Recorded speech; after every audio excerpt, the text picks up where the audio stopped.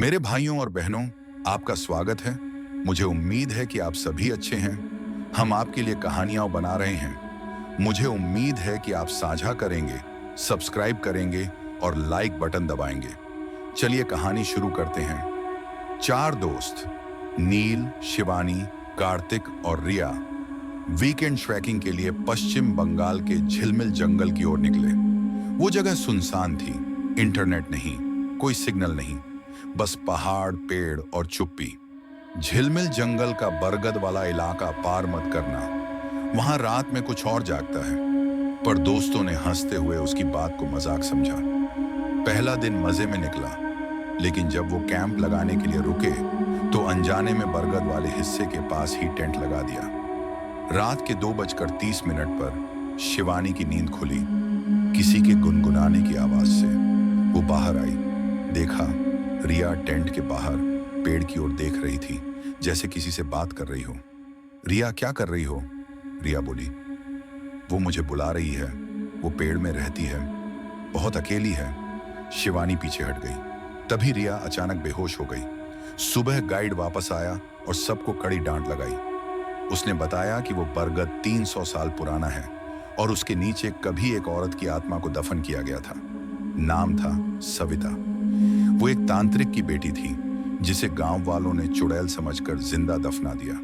उसके मरने के बाद कहते हैं कि बरगद ने उसकी आत्मा को अपना लिया। अब वो रात में आवाजें निकालती है, लोगों को अपने पास बुलाती है, और जो भी गया वो लौट कर नहीं आया। डर के कारण सबने फौरन वापसी का फैसला किया, लेकिन रास्ता गोल गोल घूमने लगा। हर दिशा में वही पेड़, वही झील, वही घास, जैसे जंगल उन्हें वापस उसी बरगद की ओर खींच रहा था। रात होते ही अजीब घटनाएं शुरू हो गईं। नील को दिखा कि उसकी माँ उसे बुला रही है, जबकि उसकी माँ की मृत्यु हो चुकी थी। कार्तिक ने सुना कोई बच्चा उसके कान में धीरे धीरे भागो भागो कह रहा है। टेंट के बाहर बार बार कोई पत्तों पर चल रहा था, पर कोई नजर नहीं आता। और फिर आधी रात को रिया अचानक उठी और सीधा बरगद के तने से लिपट गई। उसकी आंखें सफेद थीं, चेहरा शांत, जैसे वो किसी से संवाद कर रही हो। फिर उसकी आवाज बदल गई। तुम सबने बुलाया था मुझे, अब छोड़कर कहां जाओगे? बरगद के चारों ओर की हवा भारी हो गई। टेंट उड़ने लगे, पेड़ हिलने लगे और जमीन से भूरे हाथ बाहर आने लगे, जैसे कोई दबी आत्मा जमीन फाड़कर बाहर निकलना चाहती हो। नील ने किसी तरह रिया को खींचा और सबने मिलकर दौड़ लगाई।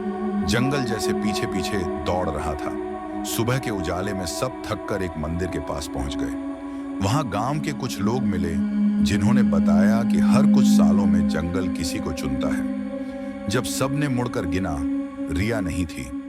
रिया वहीं छूट गई थी, बरगद के नीचे।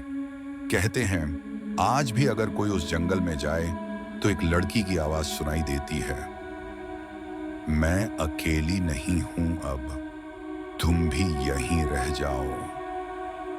और फिर बरगद की शाखाएं धीरे धीरे हिलती हैं।